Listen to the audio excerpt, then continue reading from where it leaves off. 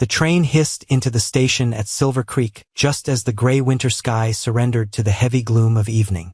Snow had been falling since noon, blanketing the frontier town in a hush of white, and the air bit with a sharpness that stung the lungs.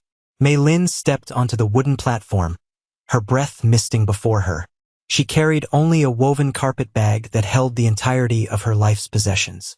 A threadbare, gray coat was pulled tight over her shoulders, barely concealing the tattered hem of a traditional silk cheongsam that fluttered around her ankles. A ghost of the life she had left behind in San Francisco. Around her, the depot was a chaotic swirl of holiday movement. Children in woolen caps chased one another between stacks of crates. Merchants hauled boxes of dried apples and cinnamon sticks, and families embraced with voices thick with the joy of reunion. Somewhere in the distance, a fiddle scratched out a Christmas tune. Mei Lin stood still as the crowd thinned, one hand gripping the handle of her bag, the other clutching a crumpled telegram that had arrived 4 days ago. Arrangements altered. Circumstances prevent meeting obligations. 12 words that had upended her world. There was no explanation, no apology. Just those 12 words from a man named Horace Pembry, a miner-turned landowner who had promised marriage and security in exchange for companionship. The platform emptied gradually until the station master began extinguishing the lamps against the encroaching night. Mei Lin watched the last of the light fade behind the jagged peaks to the west. She had 19 cents in her purse. The return fare to the city was an impossible sum. She had left the coast to escape an uncle who viewed her as a bargaining chip for his gambling debts, a man whose gaze made her skin crawl. The matrimonial advertisement had seemed like a lifeline. Now, standing in the freezing wind, she understood that lifelines could snap without warning. The depot grew silent. Through the frosted windows of the buildings along Main Street, she could see families gathering around tables, candles flickering, children pressing their noses against the glass to watch the snow. The town hummed with a warmth she could observe but not enter. She was not merely isolated. She was alien here, a stranger in a strange land, watching a play from the wings. Her stomach cramped with a fierce, twisting hunger.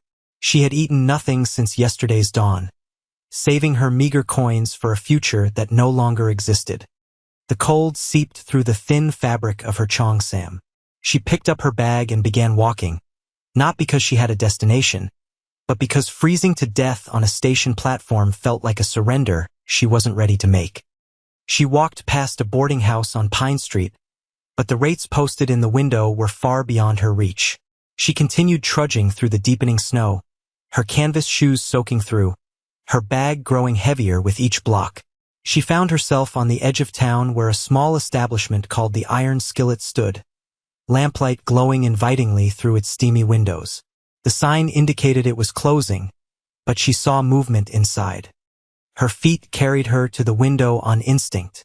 Inside, she saw a man sitting alone at a corner table. He wore a heavy shearling coat and a wide-brimmed hat pushed back on his head.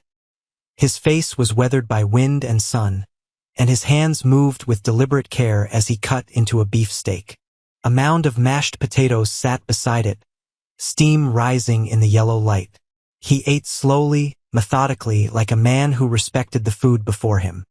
The restaurant owner, a balding man with a white apron, appeared from the back, gesturing toward the door. Closing time. The rancher nodded but did not rush. Mei Lin stood there longer than she intended, transfixed by the simple, brutal reality of the food. She must have swayed, dizzy with exhaustion, because suddenly the man's head turned toward the window. His eyes met hers through the glass. She looked away immediately, shame flushing her cheeks, and began to hurry away, but the door opened, and a deep voice stopped her. "Miss!" He stood in the doorway, his silhouette backlit by the warm interior. "You waiting on someone?" "No," she said, her voice trembling slightly from the cold. He studied her for a moment, his gaze taking in the thin coat and the foreign cut of her dress. "They're closing, but there's still food. The kitchen made too much, as usual. I haven't the appetite for seconds." He didn't ask if she had money. He didn't ask why she was wandering alone on Christmas Eve. He simply gestured toward the warmth. Man inside is Arthur. Tell him Gideon Thorne said to bring out the extra plate. Mei Lin hesitated. Pride and hunger warred inside her chest.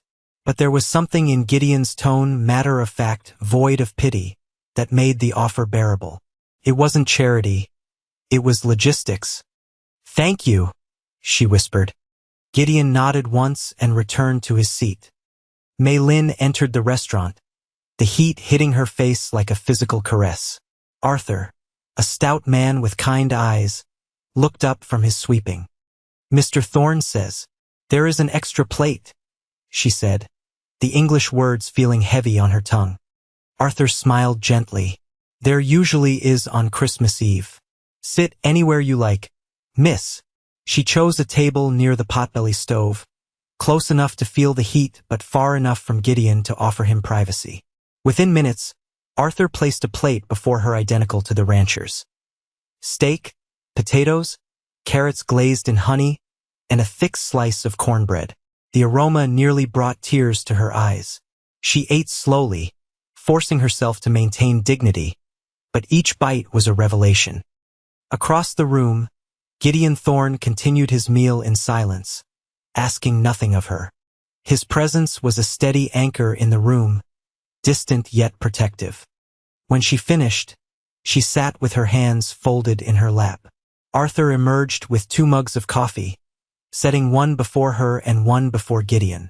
The coffee was strong and hot, and she wrapped her frozen fingers around the ceramic. "Thank you for the meal," she said to the room, to Arthur, to Gideon. "I will repay you when I am able." "No need," Gideon said, taking a sip of his coffee. "We all stumble. It's the getting up that counts." The simplicity of it disarmed her. No questions about her heritage, no judgment about her poverty. Just an acknowledgement that hardship was a universal language. Arthur began banking the fire. "You got somewhere to stay tonight, miss? The snow is piling up." "Not yet," she admitted. Arthur and Gideon exchanged a look. Then Arthur spoke. "My cousin Sarah runs a boarding house on Maple Street. Widow. Raises her little girl alone. She keeps a room for travelers short on funds, a work exchange arrangement. You help with the cooking and cleaning, you get a warm bed." "I can work," Mei Lin said quickly. "I am not afraid of hard work." "Didn't figure you were," Arthur said. He sketched a map on a piece of butcher paper. 2 blocks north, 1 east. White house with a green door. "Tell her Arthur sent you." Mei Lin took the paper.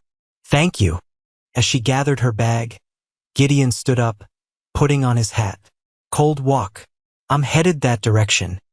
They walked through the snow-muffled streets. Windows glowed with candlelight, and the sound of a choir practicing drifted from the church on the hill.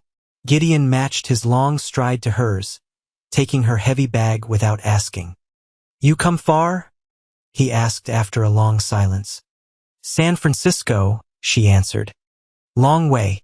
For what, if you don't mind my asking?" She told the truth. "A marriage arrangement." The man changed his mind. Gideon was quiet, their boots crunching in the fresh snow. "His loss, I expect." The words were simple, offering no false flattery, just a statement of fact. "What about you?" she asked. "What brings a rancher to town on Christmas Eve?" "Got a place about 10 miles west. Came in for supplies. Happened to be tonight," he paused. "Not much for celebrating alone." Mei Lin understood then that loneliness recognized no borders. A man could own land and cattle and still find himself eating supper in an empty restaurant on a holy night. The White House with the green door appeared like a beacon. Sarah Jenkins answered the knock, a woman in her 30s with tired eyes but a warm smile. A little girl, perhaps 6 years old, peered around her skirts. "Arthur sent word you might come," Sarah said after Gideon made the introductions. "Come in out of the snow." Gideon set down the bag. "I'll be going." "Stay for coffee, Gideon," Sarah offered. "It's Christmas Eve." He hesitated, looking at Mei Lin, then nodded. "Just coffee." They sat in the kitchen while the little girl, Lily, offered them ginger cookies. Mei Lin watched Gideon with the child.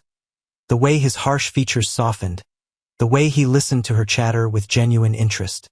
Sarah mentioned the arrangement, Mei Lin said. I can wash, mend, cook.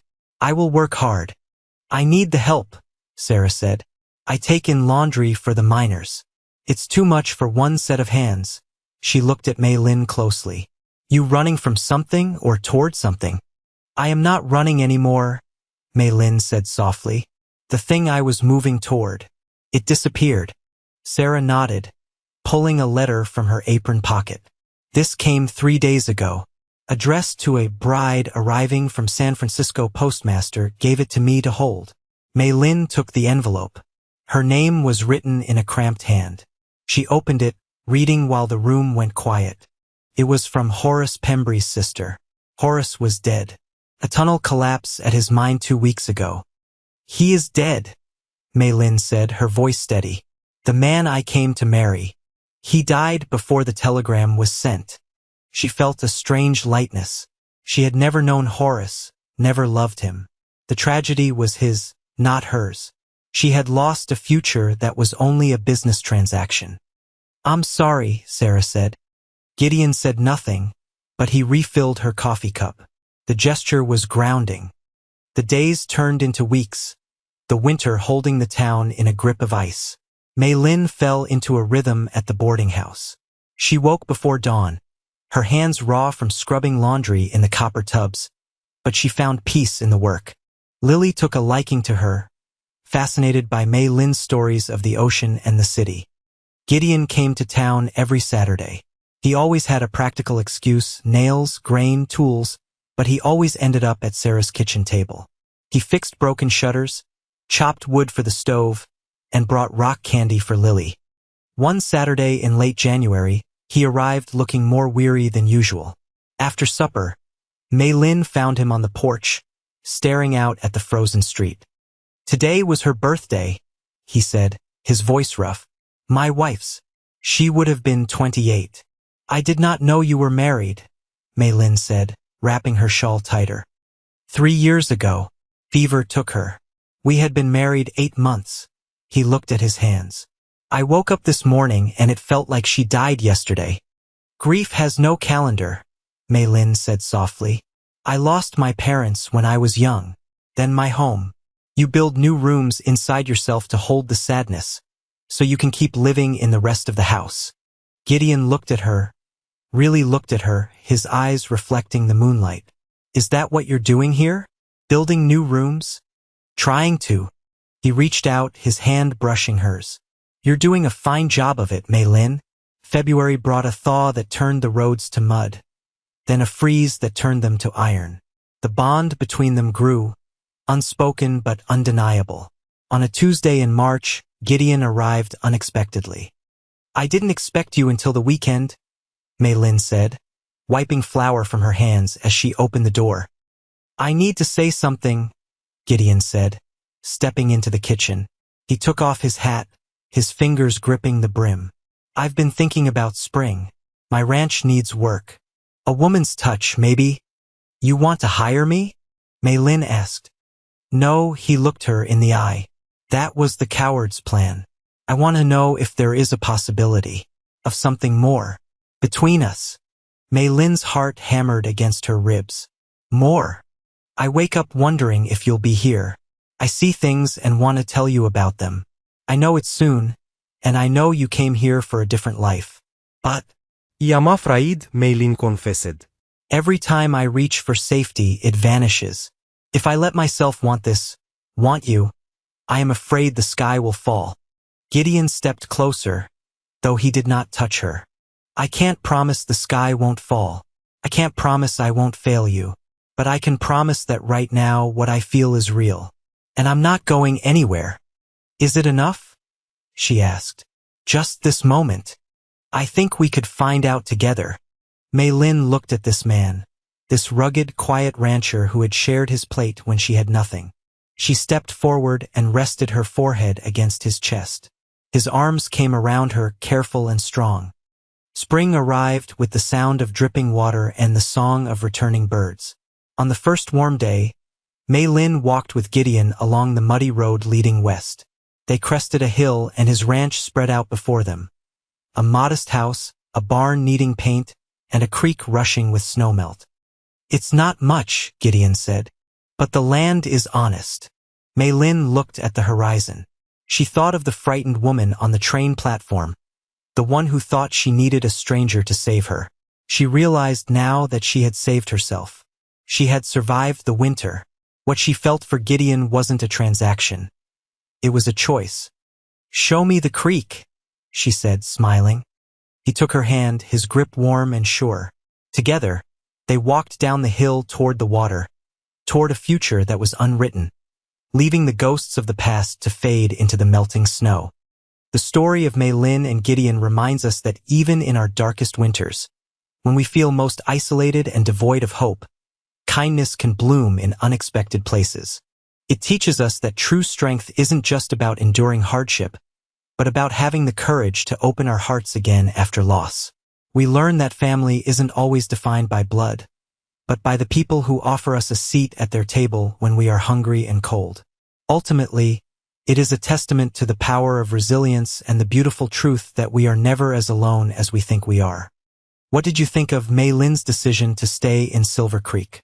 Do you think she made the right choice by taking a chance on Gideon?